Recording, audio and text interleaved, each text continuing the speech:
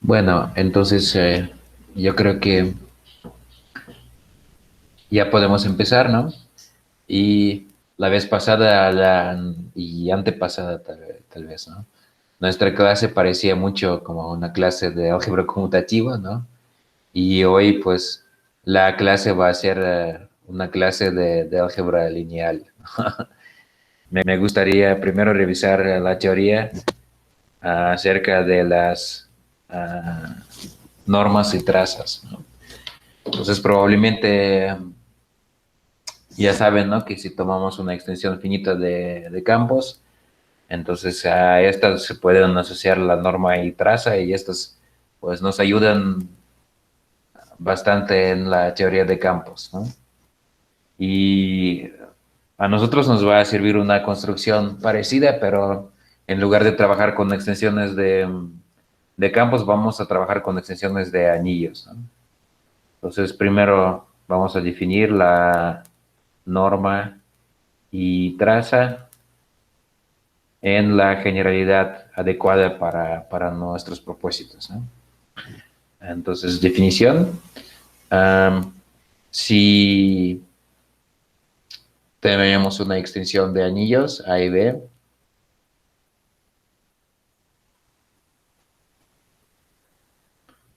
vamos a suponer que B es libre de rango finito n sobre A.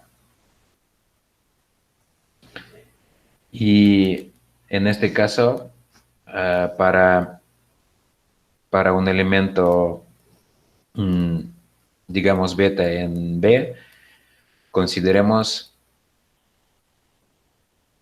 consideremos la aplicación de multiplicación por beta. Entonces, esta va a ser una aplicación alineal que a todo tomando elemento de beta, a X, a este vamos a asociar a X por beta, ¿no? Entonces, digamos que esta es mu beta, esta es la multiplicación por beta, ¿no? En esta situación, cuando tenemos un módulo libre de rango finito, ¿no? Tiene sentido sacar la norma y sacar el determinante y la traza de esta aplicación. Entonces, por la definición, la norma de beta respecto a esta extensión de anillos B sobre A, ¿no? Este es el determinante de mu beta, ¿no? Y la traza es la traza, ¿no? La traza es la traza de esta aplicación, ¿no? Y, pero pues, ¿qué significa esto, no? Hemos impuesto esta condición que tenemos un módulo libre de rango finito, pues para poder fijar la base y hacer estos cálculos, ¿no? Entonces, digamos, si E1, N es una base de B como a módulo, podemos asociar a la multiplicación por beta una matriz, ¿no? Es decir, si digamos beta por E y se expresa como en términos de la base de esta manera, ¿no? Con los coeficientes A y J, ¿no? Entonces esto significa que la norma de beta va a ser el determinante de esta matriz, ¿no? A y J, ¿no?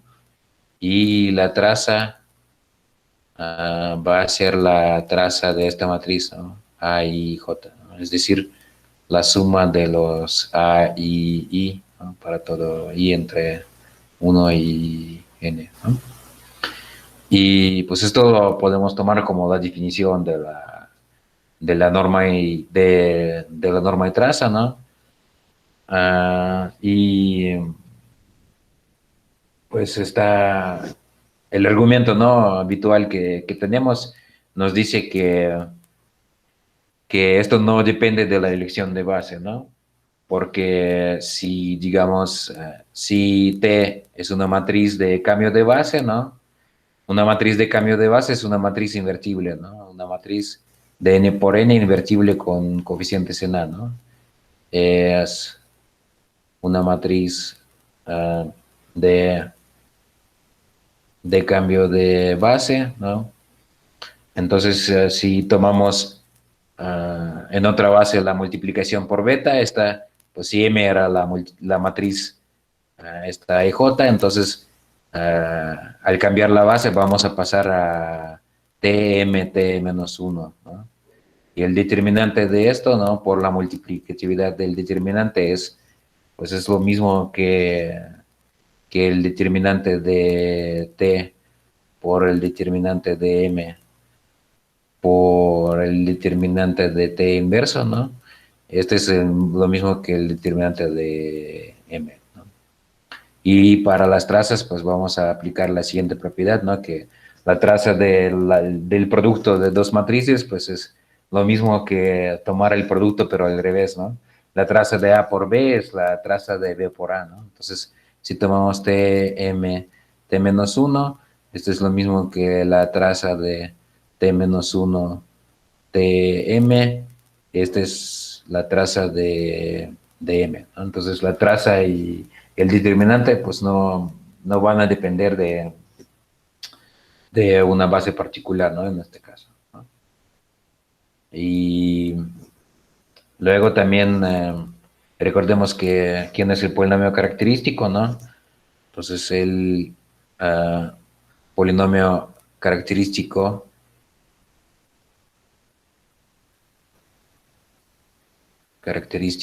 asociado a, a esta matriz de multiplicación por beta, ¿no? Que va a ser, ¿no? Digamos, el polinomio característico de beta respecto a esta extensión de anillos B sobre A. Este va a ser el determinante de la matriz X por la matriz de identidad de N por N, ¿no? Menos M, ¿no? Este es el polinomio característico. Y pues como siempre, ¿no? Este va a ser un polinomio mónico, digamos x a la n más a n menos 1, x a la n menos 1, más a 1, x más a 0, ¿no? Es un polinomio mónico con coeficientes en nuestro anillo A, ¿no? Y pues el argumento habitual que se ve en el curso de álgebra lineal sobre campos, ¿no? Pues al estudiar, ¿no? Este determinante, se puede ver que la traza y la norma van a salir en los coeficientes, ¿no? Que el coeficiente, el término constante de este polinomio es menos 1 a la n por la norma.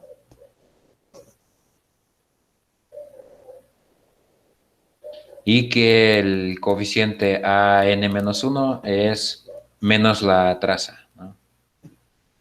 Y bueno, pues demostración de esto, hay que nomás revisar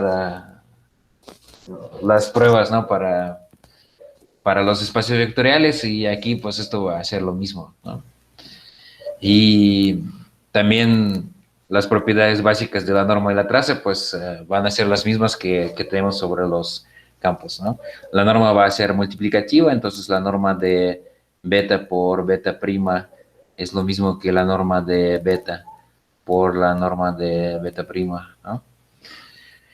Y la traza es una aplicación, de hecho, a lineal, ¿no? Entonces la traza de, mm, de A por beta es igual a A por la traza de beta, ¿no? Donde A es un elemento del anillo base A, ¿no? Y la traza de la suma de dos elementos beta y beta prima es la suma de las trazas, la traza de beta más la traza de beta prima, ¿no? Y también si A es un elemento del anillo base, ¿no? Entonces se ve que va a pasar, ¿no? Si tomamos el determinante y la traza de la multiplicación por A, ¿no? En este caso la norma de A es a a la n, ¿no? Donde n es el rango de la extensión, ¿no? Y la traza de a es n por a, ¿no? Y bueno, estas son las propiedades habituales, ¿no? Y pues ahora vamos a ver un caso particular, pues esto es un, digamos, es un recordatorio de qué pasa con la norma de traza de una extensión finita de campos, ¿no? Entonces, posición, entonces tomamos un campo de números, entonces para K sobre Q, una extensión finita. Bueno, yo lo voy a escribir como extensiones de Q, solo porque es lo que nos interesa, ¿no? Pero obviamente pues hay una propiedad más general que, por ejemplo, va a funcionar para todas las extensiones finitas separables, ¿no? Entonces, para una extensión finita, am, entonces existen n igual al grado de esta extensión, homomorfismos de K a los números complejos. Y estos yo los voy a llamar encajes. Entonces existen n encajes, encajes, digamos, sigma 1, sigma n, de K a los complejos.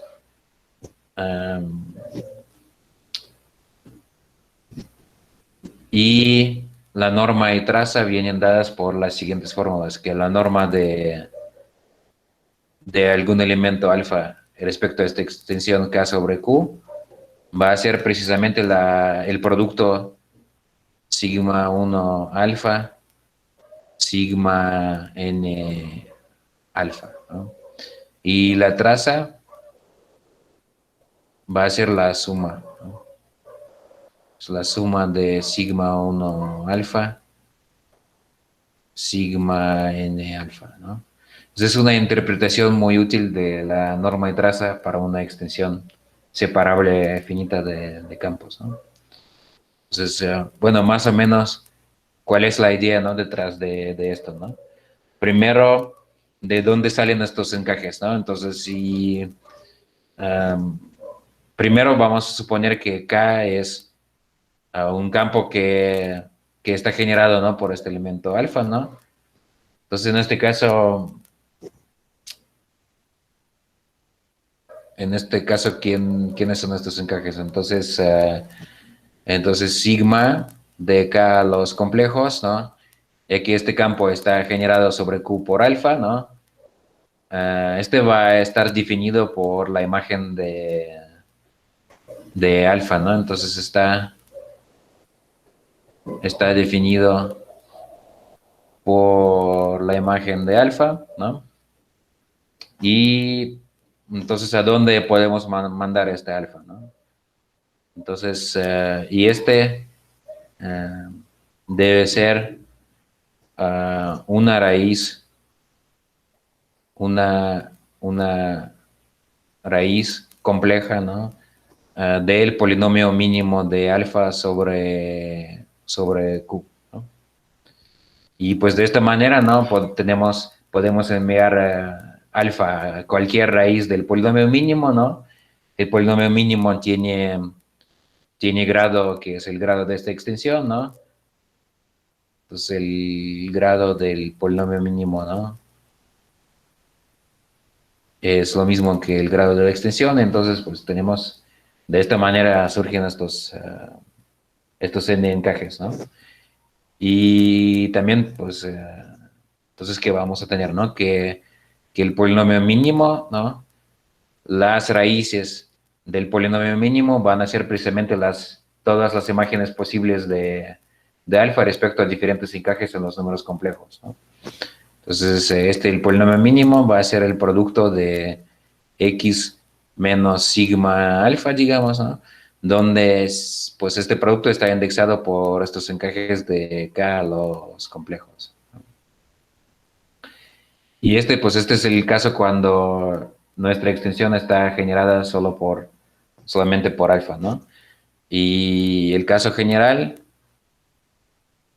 en general, ¿qué vamos a tener, no? Tenemos Q tenemos Q alfa y luego tenemos K, ¿no? Y pues en general lo que va a pasar si tomamos un encaje de Q alfa a C, ¿no? Este puede ser, podemos extenderlo, ¿no? A un encaje de K a C y ahí precisamente, ¿no? Entonces, un encaje de Q alfa a los complejos, ¿no? Admite precisamente el número pues de extensiones de este encaje a un encaje de K a C, pues va a ser precisamente el grado de esta extensión, ¿no? Admite entonces el grado de K sobre Q alfa, extensiones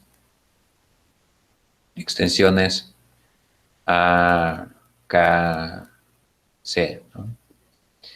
Y también para el polinomio característico de alfa respecto a esta extensión K sobre Q, pues recordemos que el polinomio característico va a ser una potencia del polinomio mínimo, ¿no?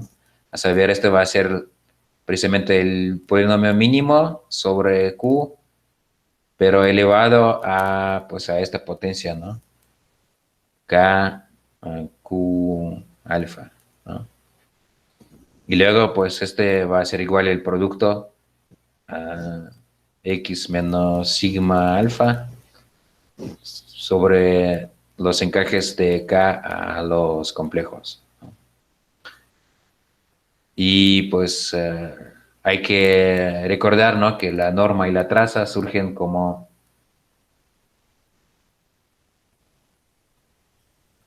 coeficientes, ¿no? Del polinomio característico, ¿no? Entonces, si tomamos el término constante, ¿no? El término constante va a ser, entonces, a cero sabemos que es menos uno a la n por la norma, ¿no?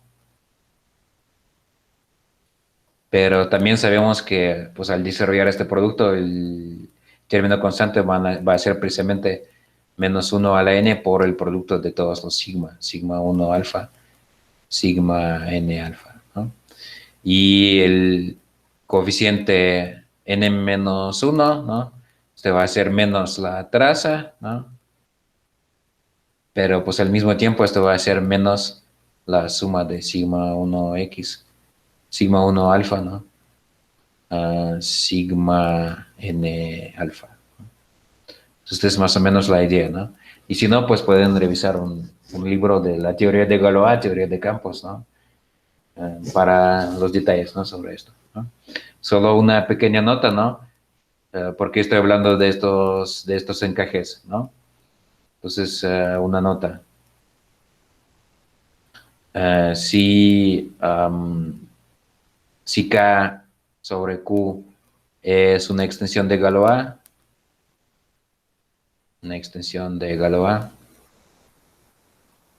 en este caso los encajes de K, pues a la cerradura algebraica de Q o pues a los complejos, que pues esto es lo mismo, ¿no? Estos están en biyección con los automorfismos, ¿no? Con el grupo de Galois, ¿no? Y pues en este caso de campos de números, precisamente una extensión que no es de Galois, pues va a tener más encajes que automorfismos de Galois, ¿no? Pero pues nosotros no queremos, ¿no? Trabajar por el momento solamente con las extensiones de Galois. Por esto, pues en lugar de hablar del grupo de Galois, yo voy a hablar de estos encajes, ¿no? Y bueno, ¿a qué sirve esta interpretación de la norma y traza, ¿no? Entonces, proposición. Profe, qué pena, una pregunta. Ajá. En la primera clase de este curso, nosotros vimos el teorema del elemento primitivo, que Sí, toda extensión finita de Q es igual sí, a Q de alfa para algún alfa. sí, Entonces, exactamente. solo bastaría probar el primer caso, ¿no? El que usted probó, ¿no? No habría Eh, necesidad de... Casi, pero pues no, porque aquí este alfa, yo fijo un elemento y de esta extensión y yo quiero calcular su norma y traza respecto a esta extensión, ¿no? O sea, esto sí bastaría si yo calculo la norma y traza respecto a la extensión Q alfa sobre Q, ¿no? Pero Sí, a mí me gustaría calcular la traza y la norma y traza respecto a la extensión K sobre Q, ¿no? Por esto, pues hay que recordar que la traza, la norma y traza son como, son construcciones como relativas respecto a alguna extensión fija, ¿no? Si consideramos la norma y traza respecto a extensión más grande, ¿no? Pues no es difícil entender cuál es la relación con la norma y traza respecto a extensión Q alfa sobre Q, ¿no? Pero pues no es exactamente lo mismo, ¿no? Y pues prácticamente este es el chiste, ¿no? De lo que acabo de decir, ¿no? Que si tomamos esta extensión que no es generada por el mismo alfa, ¿no? Sino es más grande, pues lo único que hay que tomar en cuenta es que polinomio, el polinomio característico va a ser una potencia del polinomio mínimo, ¿no? Pero pues, ¿no? ok, muchas gracias, sí, señor. Ujú. Y sí, y lo que estaba diciendo es a qué sirven estas fórmulas, ¿no? Pues, por ejemplo, podemos ver lo siguiente. Si tomamos alfa, un entero algebraico, en Disculpe, el profe, una elemento... pregunta para aclarar Ajá, una cosa. perdón. Sí. Cuando decimos extensión de Galois, ¿nos referimos a que es finita, normal y separable o solo que es finita y normal? En un Pues, caso general. en el caso general, pues sí, por la definición es normal y separable, ¿no? Pero en este Ah, listo. caso, las extensiones Tenemos son que es extensiones finita. de Q, son extensiones de Q, ¿no? Y las extensiones de Q, pues estas van a ser separables porque estamos en la característica cero, ¿no? Ok, gracias. Ajá. Sí, bueno, pero es un muy buen comentario, ¿no? Si ustedes van a revisar algunas cosas y de la teoría de Galois o teoría de campos en general, ¿no? Pues ahí muchas cosas eh, se complican porque las extensiones no siempre son separables, ¿no? Pero en este caso, pues todas sus extensiones son automáticamente separables. Y lo único que nos interesa es que sean normales, ¿no? Sí, muchas gracias. Es un buen comentario, ¿no? Todas sus extensiones, pues, de Q son separables y por esto, pues, cuando yo hablo de las cosas Galois, pues, las cosas se simplifican un poquito, ¿no?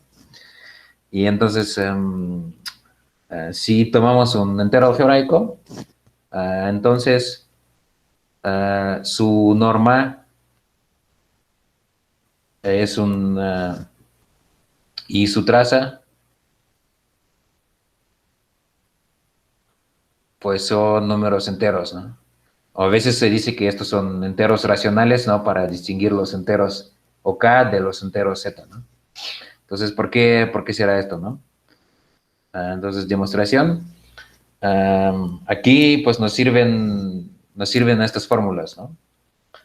Entonces, primero, alfa uno, alfa n, sean estas las raíces del polinomio característico de alfa respecto a esta extensión K sobre Q. Y en este caso lo que acabo de decir, ¿no? Que la norma de alfa entonces va a ser igual al producto de estos, ¿no? Y la traza de alfa va a ser la suma, ¿no? Es precisamente lo que estaba diciendo, ¿no? Y entonces las raíces de este polinomio del polinomio característico, ¿no? Ya que alfa está en OK, ya que es un entero algebraico, las raíces del polinomio característico, pues también van a ser enteros algebraicos, ¿no? Bueno, no, más bien van a ser enteros algebraicos, ¿no? No necesariamente van a estar en K si la extensión no es de Galois, ¿no?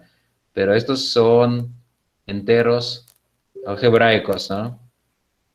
Son enteros algebraicos. ¿no? Perdón.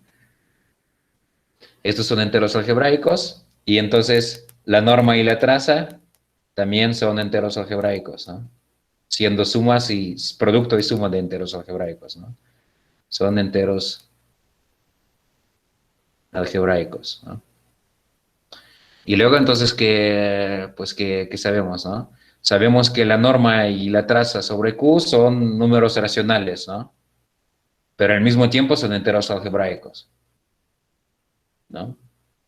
Pues primero son enteros algebraicos y segundo, pues la norma sobre Q y la traza sobre Q, ¿no? Son números racionales, ¿no? Y pues si los enteros algebraicos entre los números racionales, ¿no? Son números enteros, ¿no? Entonces, la norma de alfa y la traza de alfa, estos van a ser enteros, ¿no? Entonces, esta es la demostración, ¿no? Y luego otro resultado, pues también vamos a usar esta fórmula con producto, ¿no? De estos alfa 1, alfa n, ¿no? Entonces, otra proposición. Esto es algo que usamos desde el inicio del curso, pero ahora lo podemos formular de manera mucho más general, ¿no? Entonces, vamos a ver que los elementos invertibles en el anillo de enteros, ¿no? Son precisamente los elementos que tienen norma igual a más o menos 1. Demostración. Entonces, primero, si alfa es un elemento invertible ahí, esto pues podemos aplicar la multiplicatividad de la norma, ¿no? Entonces, la norma de alfa por la norma de su inverso es igual a la norma de alfa por alfa menos 1. Esta es la norma de 1 que va a ser 1, ¿no? Y estos dos, como acabamos de ver, si alfa y alfa menos 1 son enteros, estos van a ser enteros racionales, ¿no? Entonces, el producto de estos dos es 1, entonces estos son iguales a más o menos 1, ¿no? Entonces, la norma de alfa y la norma de su inverso tiene que ser igual a más o menos 1, ¿no? Este es en una dirección. Y en la otra dirección, ¿no? Entonces, ahora, si la norma de alfa es igual a más o menos 1, ¿no?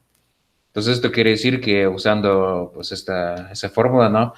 Tenemos las raíces del polinomio característico, ¿no? Y el producto de estas es igual a más o menos 1, ¿no? Donde digamos que alfa 1 es igual al mismo alfa, ¿no? Alfa 1 es alfa, ¿no? Entonces, ¿cuál es el inverso? El inverso de alfa va a ser el producto de más o menos alfa 2, alfa n, ¿no? Y este es un entero algebraico, ¿no? Porque es producto de enteros algebraicos. Entero algebraico. Y este está entonces este está en OK, ¿no? Es lo que queríamos probar.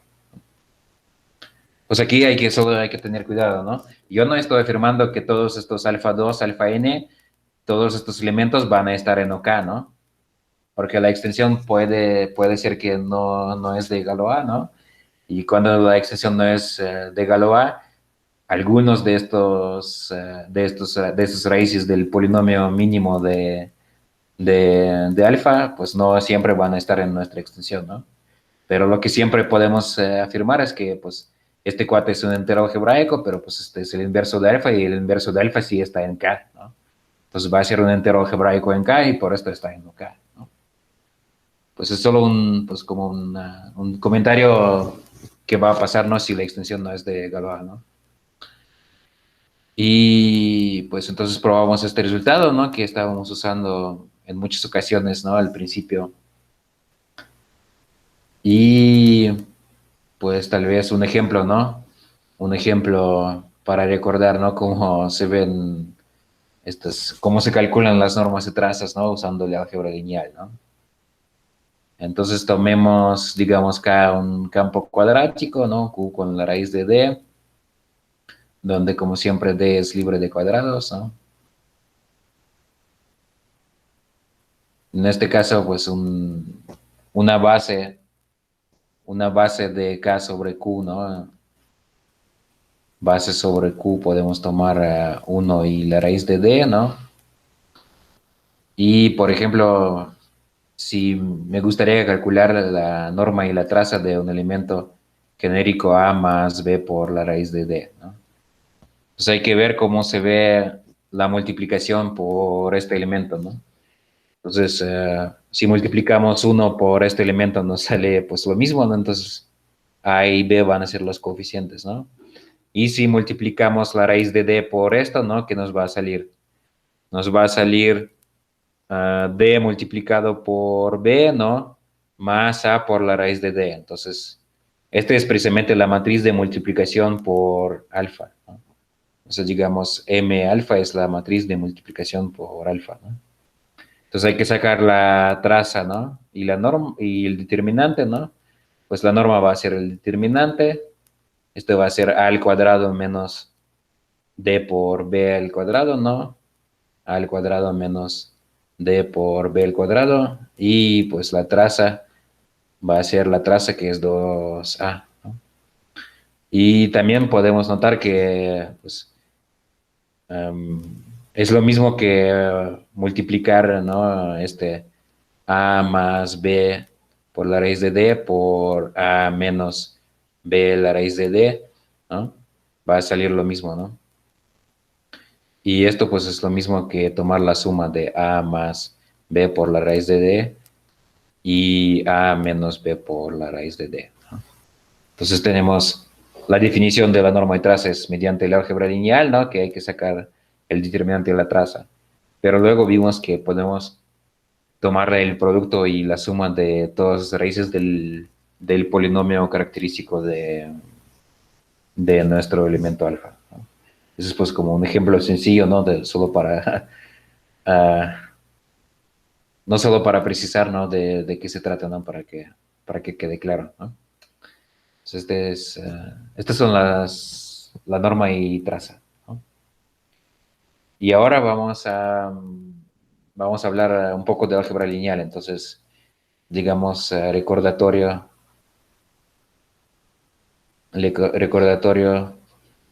de álgebra lineal, ¿no? Entonces vamos a recordar algunas cosas sobre las formas bilineales no degeneradas, ¿no? Entonces, en este caso sea B un espacio vectorial de dimensión finita n sobre un campo K, ¿no? Y en este caso consideremos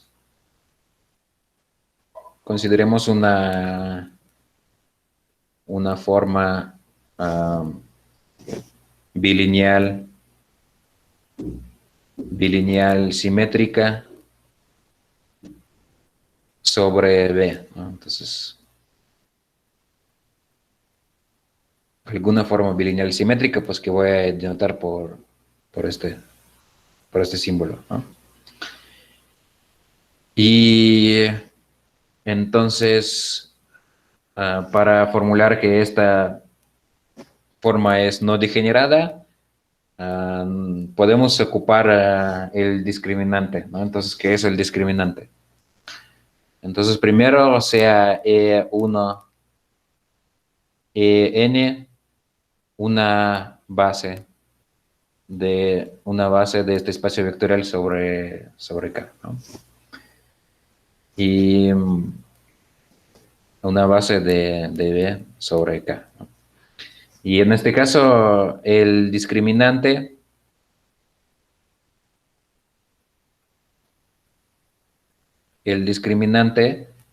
asociado a esta base particular se define como pues el discriminante de E1 n, por la definición, es el determinante de la matriz EI, EJ, ¿no? Pues tomamos, ¿no?, todas estas posibles valores de la forma bilineal simétrica en los vectores de la base, ¿no?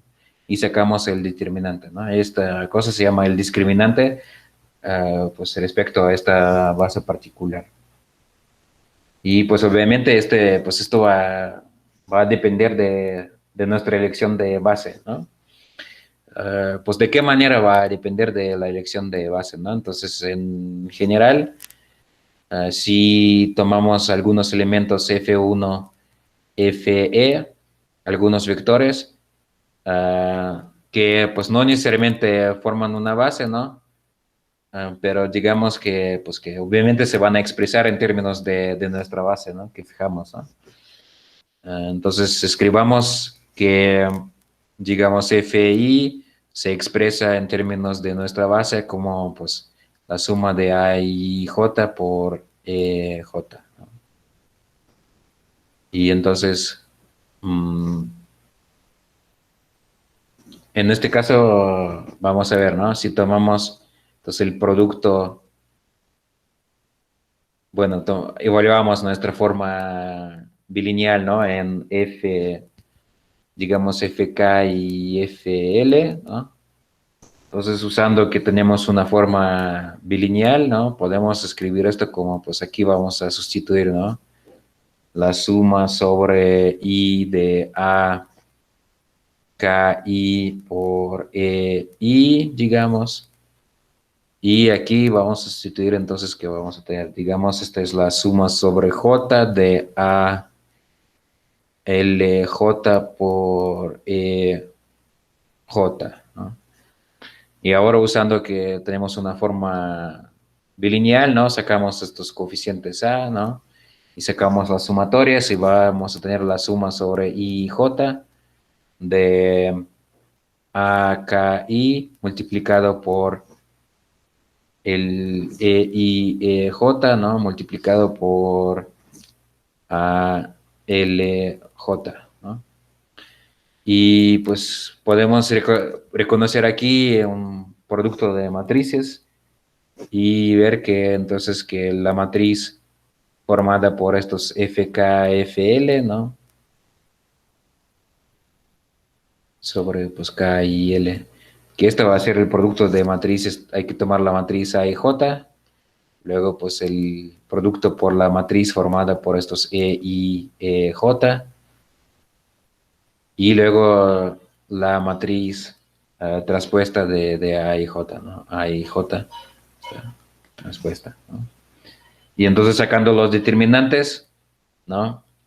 Entonces, el determinante de esta matriz, ¿no?, FK, FL, este determinante va a ser igual, pues, el determinante de esta matriz A y J por su transpuesta. Esto va a ser lo mismo que el cuadrado del determinante, ¿no? El determinante de A y J al cuadrado,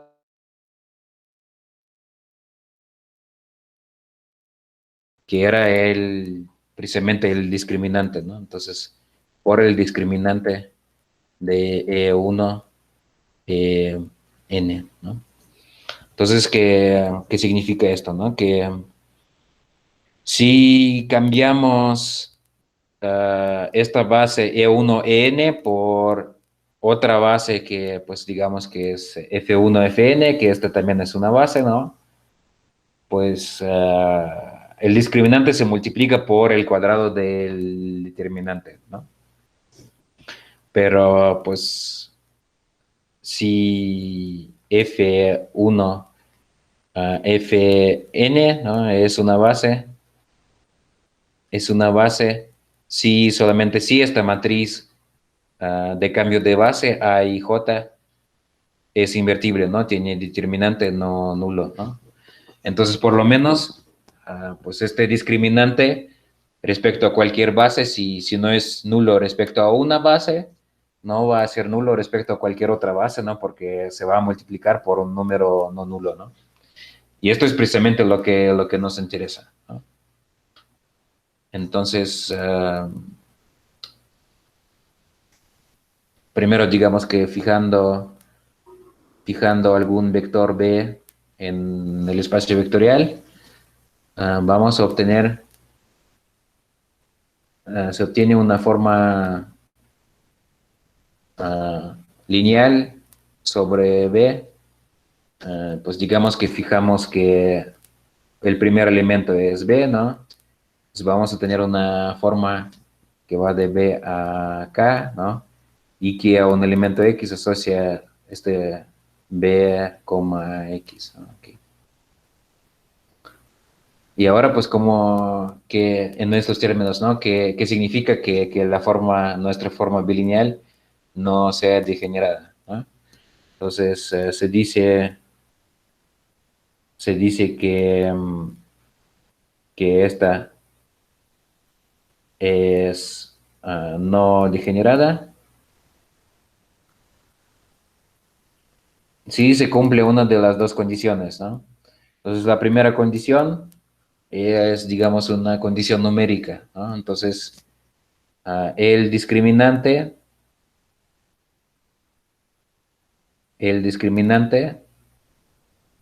no es nulo, ¿no? Y pues yo como acabo de explicar, ¿no? Si este discriminante no es nulo respecto a una base, no va a ser nulo respecto a cualquier otra base, ¿no? El discriminante no es nulo respecto a cualquier base, ¿no? Y otra condición equivalente, entonces que esta forma bilineal simétrica induce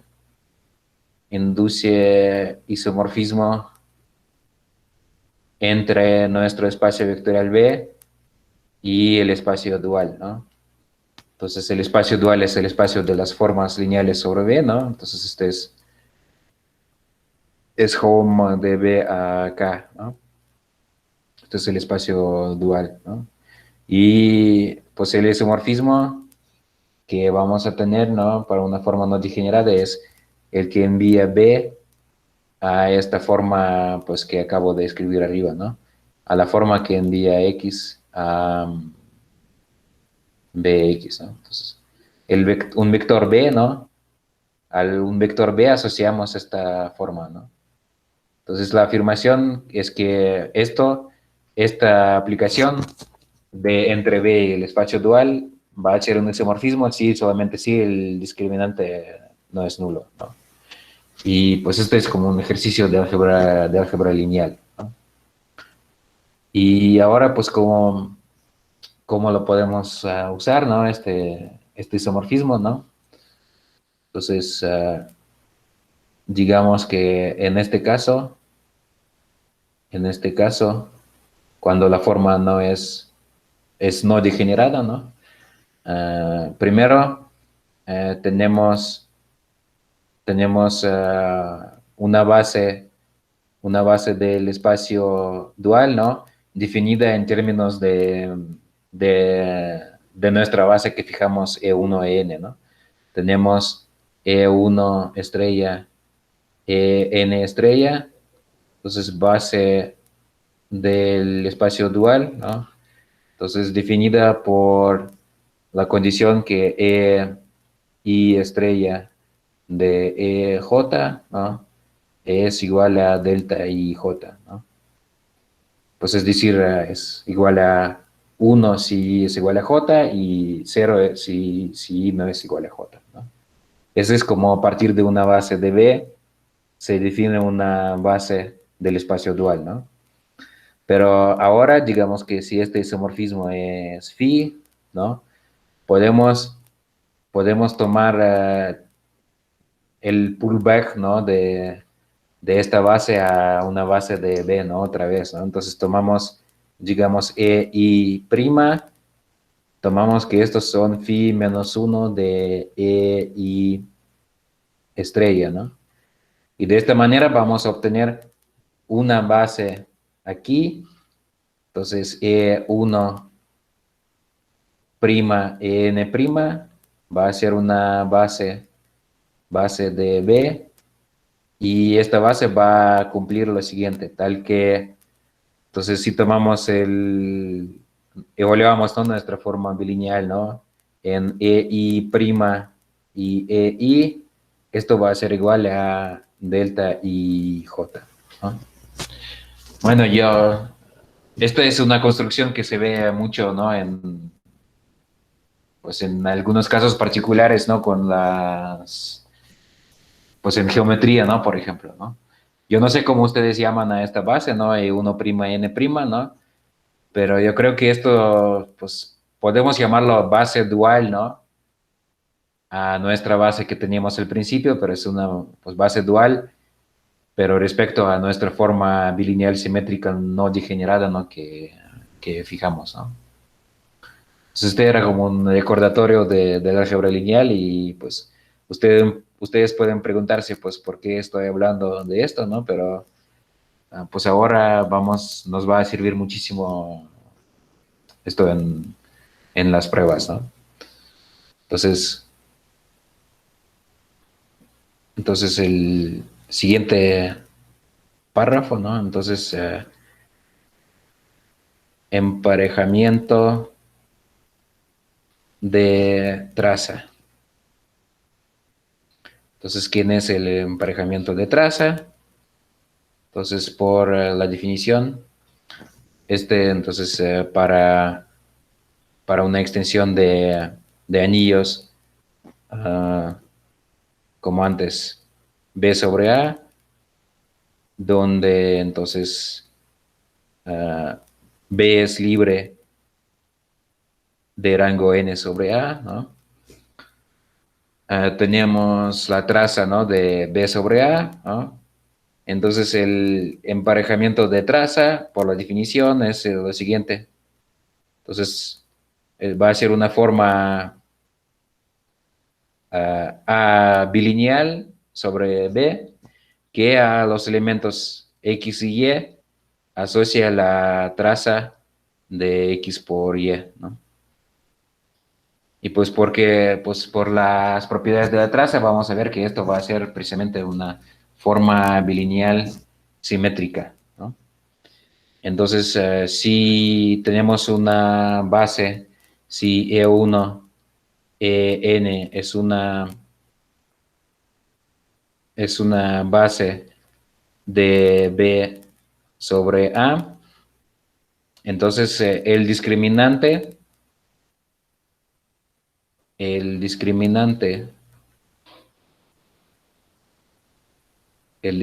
de esta base se define, pues, de la manera parecida a como se define en el caso de espacios vectoriales, ¿no? El discriminante respecto a esta base va a ser entonces el determinante de la matriz, pues, de estos I, E, J, ¿no? O sea, es decir, el determinante de la matriz formada por las trazas de los productos de vectores de la base, ¿no? Entonces este es el discriminante, ¿no?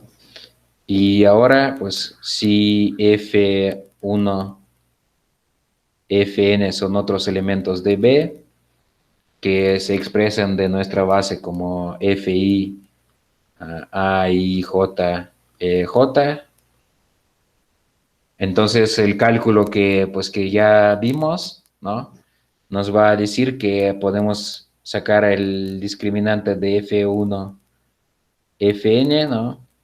Y este va a ser el determinante de A y J al cuadrado multiplicado por el discriminante de E1, N, ¿no? Entonces, en este caso, pues es lo mismo, ¿no? El discriminante depende de una base particular, ¿no? Pero si estos F1, si F1, Fn es una base, ¿no? Esto es equivalente a decir que la matriz de cambio de base es invertible, ¿no? Es decir, que el determinante de A y J es un elemento invertible en A, ¿no? Y esto quiere decir que si no queremos fijar una base para definir el discriminante, entonces el discriminante está definido solo salvo este factor, que es un cuadrado de un elemento invertible en A, ¿no? Pero si A son los números enteros, es lo que nos va a interesar a continuación, ¿no? Entonces, en este caso, si tomamos los elementos invertibles en Z y consideramos sus cuadrados, ¿no? Pues este es 1, ¿no? Entonces, esto significa que cuando trabajamos sobre Z, el discriminante no va a depender de la base porque este factor siempre va a ser igual a 1, ¿no? Entonces, yo creo que vale la pena recordar esto como una definición aparte, ¿no? Entonces, definición. Entonces, si, digamos, R es un anillo de números que es un Z módulo finitamente generado, ¿no? Pues en particular va a ser libre, ¿no? Eh, entonces, por la definición vamos a decir que el discriminante de R es el discriminante de alguna base de R sobre Z, ¿no? Entonces, donde E1, EN es alguna base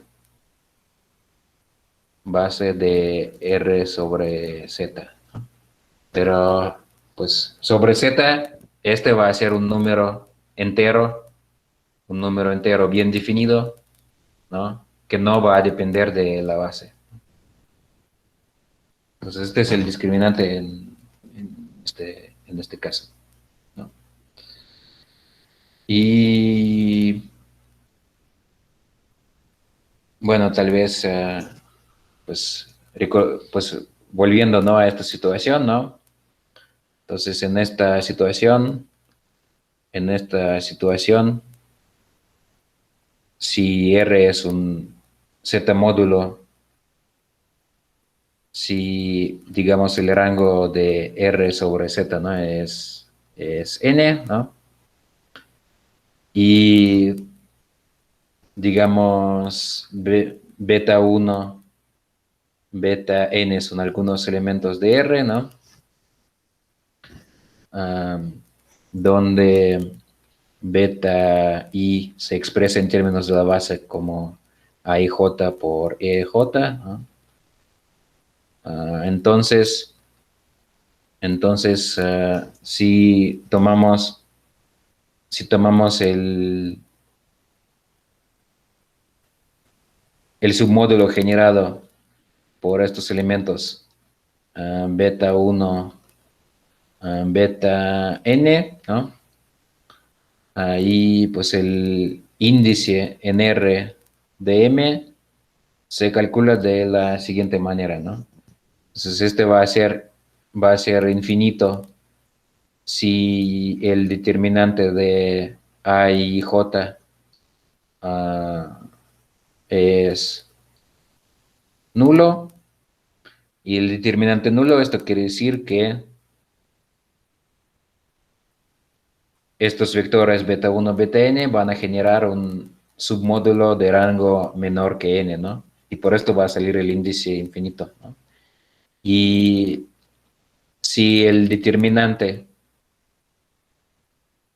no es nulo, entonces el índice este va a ser precisamente igual al valor absoluto del determinante, ¿no? Entonces, si el determinante de A y J no es nulo, ¿no? Y tenemos entonces la siguiente proposición, ¿no? Entonces, proposición, entonces ah, si, si M, como antes, es algo generado por beta 1, beta M, beta N, ¿no? Y si el rango de M es igual a n, ¿no? Es decir, que estamos en la segundo caso, ¿no? Entonces, si tomamos el discriminante de m respecto a, pues, digamos, como a esta base beta 1, beta n, ¿no? Entonces, el discriminante de m va a ser igual al índice de m en R al cuadrado multiplicado por el discriminante de R, ¿no? ¿Y de dónde esto va a salir, no? Demostración. Pues sabemos que el discriminante de beta 1, beta n, es el determinante de a y j al cuadrado multiplicado por el discriminante de R, ¿no? Pero pues acabo de decir que el determinante es precisamente el índice de R en M, ¿no? Y pues ahí está, ¿no? Bueno, y ahora bueno, estas son cosas bastante generales, ¿no? Definiciones y definiciones, y ahora vamos a sacar provecho de todo lo que acabamos de hacer, ¿no? Entonces, este es pues precisamente el chiste, ¿no? De toda la clase de hoy, es la generación finita de OK, ¿no?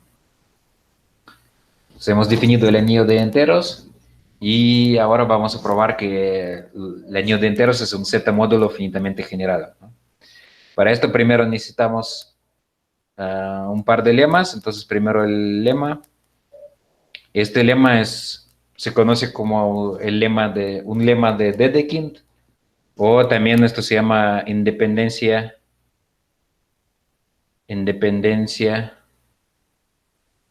lineal de caracteres. Entonces tomamos un grupo dado, un grupo abeliano G, y un campo F. Entonces, si xi1, xn entre G y F estrella son caracteres, diferentes caracteres multiplicativos de G, ¿no?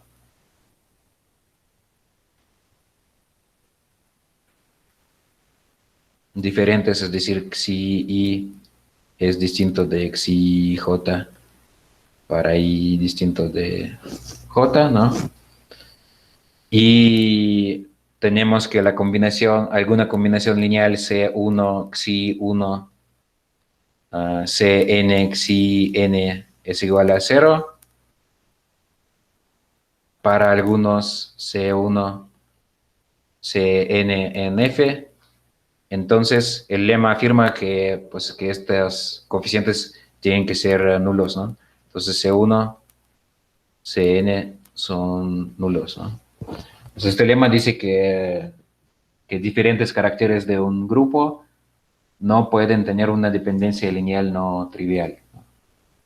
Y yo creo que para probar este lema demostración. Esto se demuestra por inducción sobre el número de caracteres, ¿no? Pues demostración, pues o cualquier libro de la teoría de campos o pues en mis apuntes, ¿no? En mis apuntes. Pero no es difícil, ¿no? Esto es nomás como un argumento sencillo por inducción, ¿no? Y este es, digamos, el primer lema que vamos a necesitar. Y otro lema que vamos a ocupar es el siguiente. Entonces, sea K sobre Q un campo de números,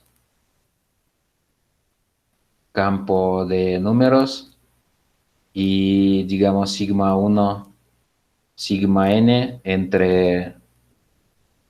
son diferentes encajes a los números complejos, ¿no? Diferentes encajes. Entonces, yo afirmo que el discriminante de alfa 1, alfa n, ¿no? Que va a ser el determinante de la matriz formada por las trazas, ¿no? Entonces tomamos las trazas de K sobre Q, alfa y alfa J, ¿no? Entonces este determinante, por la definición, este es el discriminante, ¿no? Yo afirmo que este cuate puede ser calculado como el determinante de la siguiente matriz. Sigma I, alfa J al cuadrado, ¿no? Entonces, ¿y cómo se demuestra esto? Entonces, demostración,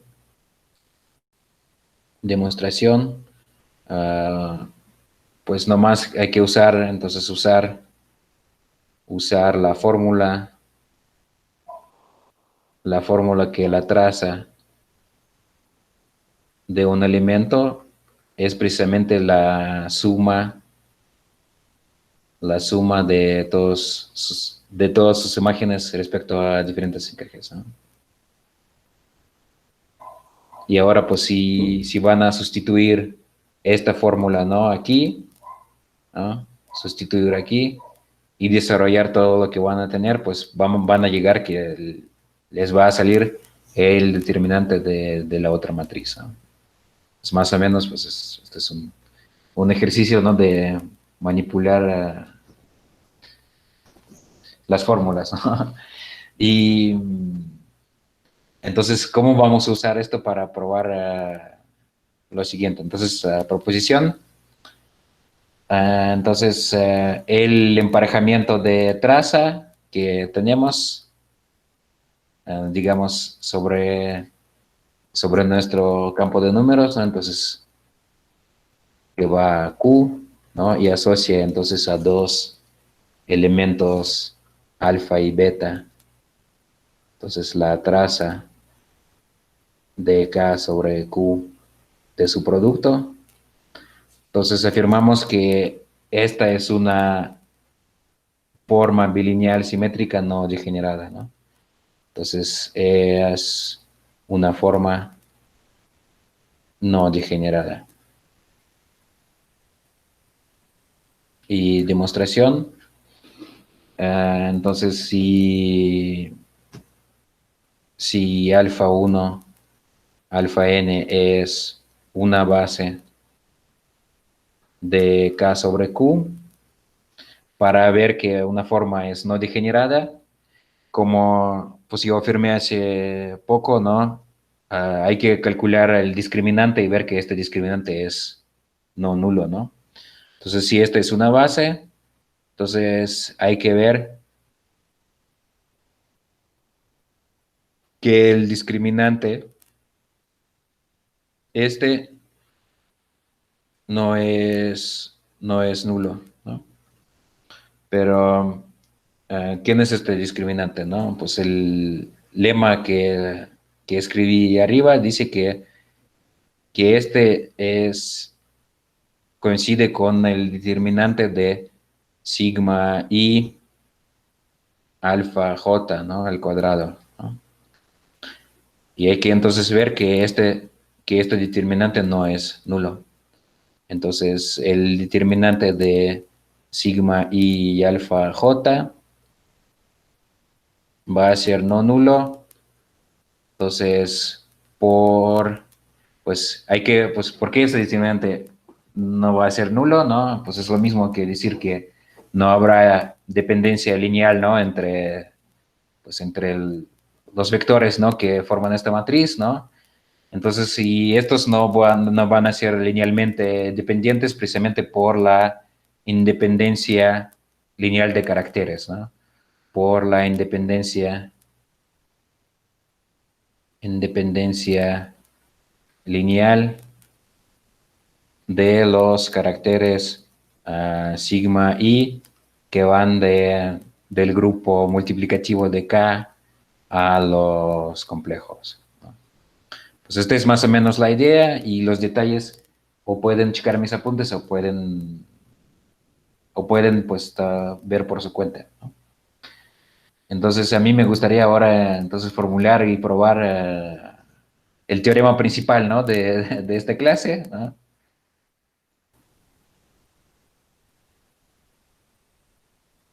Teorema.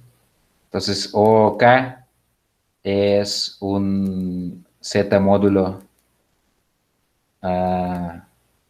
libre de rango n, donde n es el grado de la extensión de K sobre Q, ¿no? Entonces, ¿y cómo se demuestra esto, no? Demostración. Entonces, sea alfa 1, alfa n,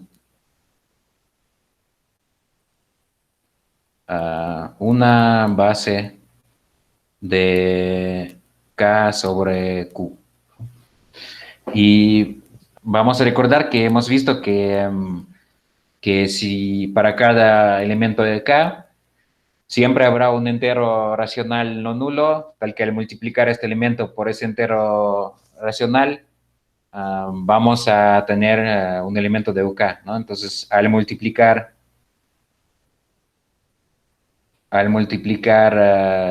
los alfa i por algún entero n, digamos, suficientemente grande, ¿no? Podemos asumir, podemos asumir,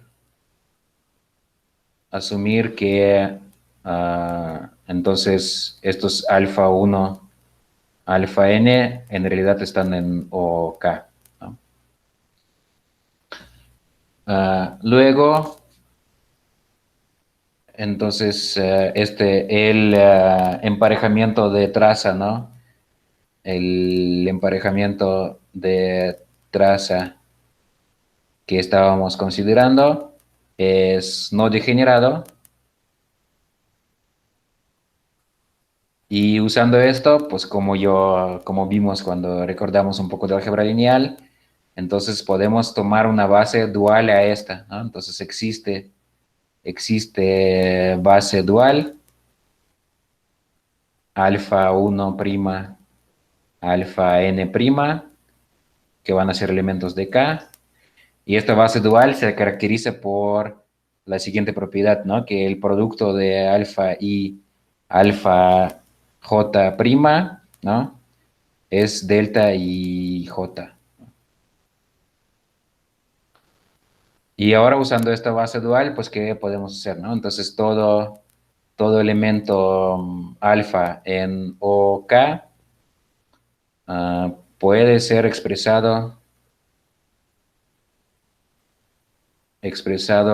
como, pues, en términos de la base, ¿no?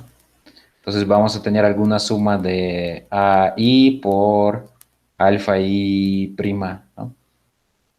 Donde estos coeficientes, pues, son coeficientes racionales, ¿no?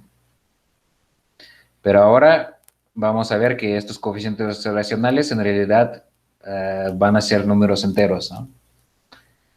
Entonces, ¿cómo se ve esto, no? Podemos escribir AI como la suma, digamos, de AJ multiplicado por delta y J. Y entonces esta es la suma de AJ multiplicado por ese cuate, ¿no? AI producto con alfa J', ¿no? Ahora usando pues que esta es una forma bilineal, ¿no? Esto va a ser entonces el producto de, perdón, este es alfa i, ¿no? El producto de alfa i con la suma de AJ alfa J', ¿no? Está aquí, ¿no? Entonces este cuate se llama alfa, ¿no? Entonces el producto de alfa i con alfa. Entonces alfa i y alfa son enteros, están en OK. Y entonces este alfa i alfa, que es la traza del producto de alfa i por alfa, ¿no?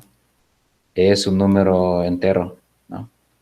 Entonces hemos visto que si expresamos cualquier elemento de OK en términos de esta base alfa y prima, los coeficientes aquí que vamos a tener son números enteros, ¿no? Entonces estos ahí son enteros. Y entonces tenemos lo siguiente, ¿no? Cualquier elemento de OK lo hemos expresado en términos de estos alfa prima. Entonces OK está en aquí alfa 1 prima, z, etcétera, alfa n prima z, ¿no? Pero por otra parte, ¿no? Tenemos esta base de K formada por alfa 1 y alfa n, ¿no? Que tomamos que son enteros algebraicos, ¿no? Y entonces tenemos la siguiente situación, ¿no? Aquí tenemos un Z módulo libre de rango n, y aquí también tenemos un Z módulo libre de rango n, ¿no? Y entonces, para OK, la única opción que queda es que el rango de OK es también igual a n, ¿no? Y bueno, esta es la demostración, ¿no? Pero yo creo que pues todo lo que hemos visto es como es, el argumento sí es bastante complicado y hay que pensar tal vez un poquito en los detalles y la lógica, ¿no? De esto, ¿no? Cómo usamos la forma bilineal definida a partir de la traza, cómo probar que es no degenerada y pues, y etcétera, ¿no? Entonces, tal vez, solo para terminar, vamos a sacar un corolario. Entonces, un corolario, OK es el subanillo de K más grande, tal que ah, es finitamente generado como Z módulo.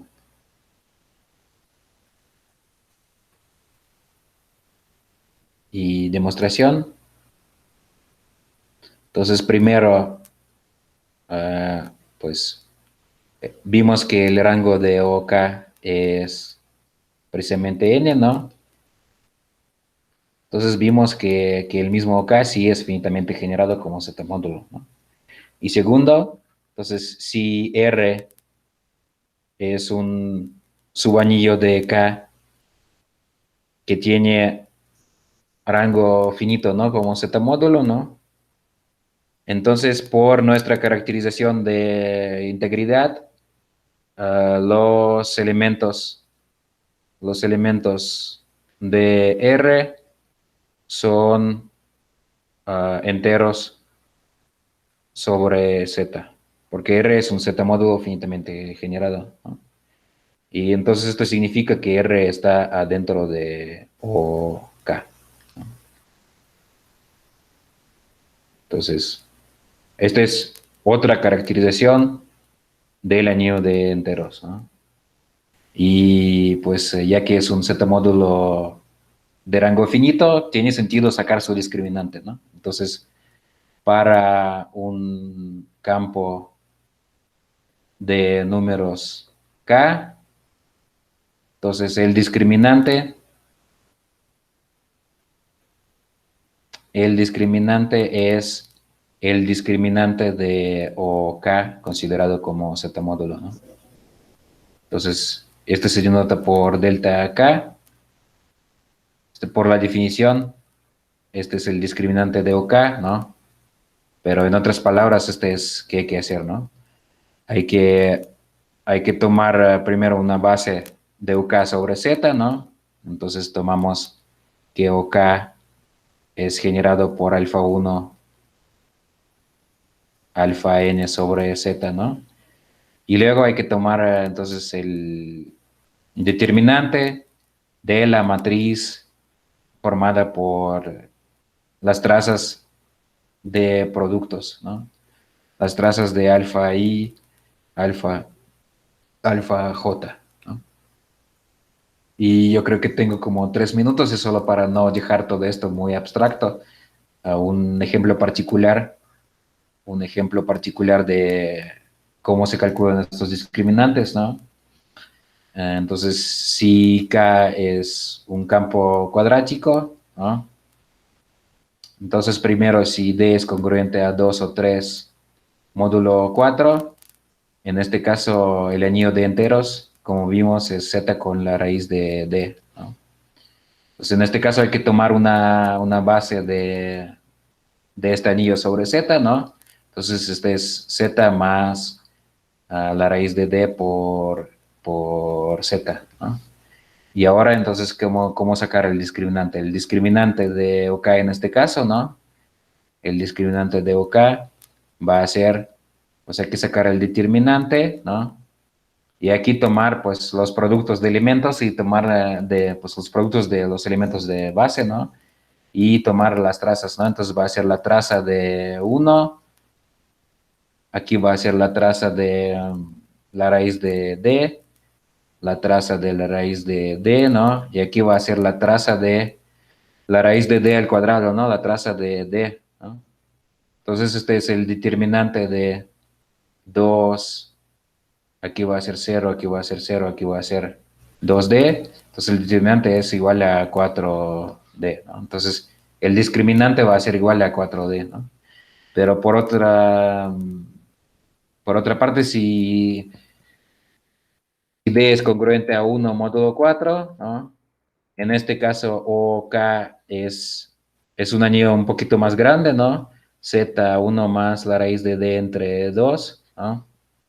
Que es Z más este elemento por Z, ¿no? Y luego, entonces, el discriminante va a ser, entonces, pues un poquito diferente, ¿no? Hay que tomar el determinante de, pues aquí vamos a tener, la traza de 1 es 2, ¿no? Luego hay que tomar la traza de este elemento y se ve que la traza de este elemento va a ser igual a 1, ¿no? Y si tomamos la traza del cuadrado, pueden calcular que esto va a ser D más 1 entre 2, ¿no? Entonces el determinante es igual a D, ¿no? Entonces la conclusión, conclusión para un campo cuadrático, el discriminante es igual a 4D si D es congruente a 2 o 3 módulo 4, o a D si D es congruente a 1 módulo 4, ¿no? Y yo creo que pues aquí me voy a parar, ¿no? Pues este es un ejemplo, el primer ejemplo de cómo calcular el discriminante de un campo de números, ¿no? Y pues ustedes, pues no estaría mal, ¿no? Revisar todo lo que vimos ahora, ¿no? Es un montón, yo creo que de definiciones y lemas, ¿no? Tratar de entender los detalles, ¿no? Y la siguiente sesión yo voy a explicar cuál es el significado del discriminante, cómo el discriminante ayuda a calcular quién es OK y pues etcétera, etcétera, etcétera. Entonces, hoy fue como algo bastante aburrido, ¿no? Pero a partir de la siguiente sesión, pues les prometo que sí vamos a ver más ejemplos, vamos a entender cómo se calcula el anillo de enteros y pues va a ser más interesante que hoy, ¿no? Bueno, yo creo que, que sí, que todo esto es como fue como una clase, yo creo que demasiado densa, ¿no? Pero pues sí, les prometo que pues que todo lo que vimos hoy nos va a servir, ¿no? Más adelante. Bueno, entonces nos vemos el miércoles y vamos a tener una sesión más interesante y menos aburrida que hoy, ¿no? Esto les prometo, ¿no? Entonces, hasta luego.